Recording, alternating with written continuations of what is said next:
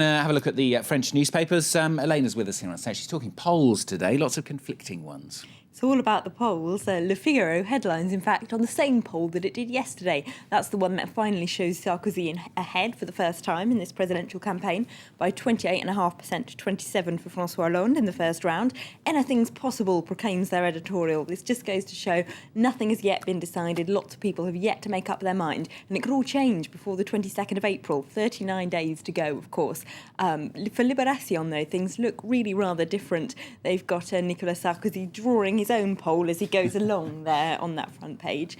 And inside they point out there was another poll also released yesterday which shows Sarkozy actually behind by 2 points.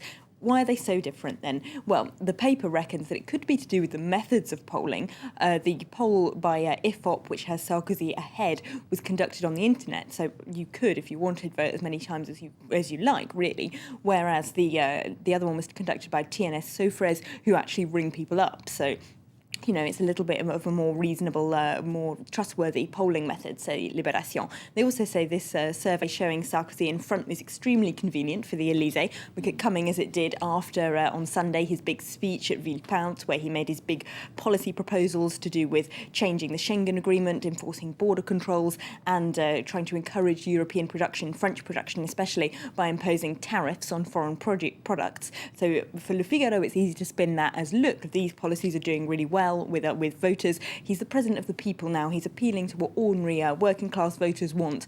For Libération, though, that's just the latest in a series of guises that the president has tried on since the beginning of this campaign. There was what they called the reforming president, then there was the European president back when he was so friendly with Angela Merkel. Now he's done a U-turn on that. We've even had what they call the poor me president, when he was talking about how he was going to leave politics if he loses and apologising for things. So they reckon there's no real evidence that this new guise, this new strategy is working any better than the previous ones. He's still going on and on about immigration, though, isn't he, Sarkozy? He really is. That's his big campaign theme at the moment, that and that idea of protectionist trade tariffs, of course. And Le Parisien is looking there on its front page. Does Europe need to protect itself more? Well, they do point out that France actually takes in fewer immigrants than just about any other EU country proportionately, and immigration has been going down since Sarkozy's been in power. They also interview two different economists in there about the idea of protectionist trade tariffs to encourage French production, and they don't at all agree. One says that it would be a completely reactionary idea, and the other says that it's inevitable now that Sarkozy has let the cat out of the bag. This idea of made in France is popular with all the candidates. It's bound to happen, they say, although it would be difficult to put in place. And they've also interviewed one of the more rather struggling candidates, Eva Joly.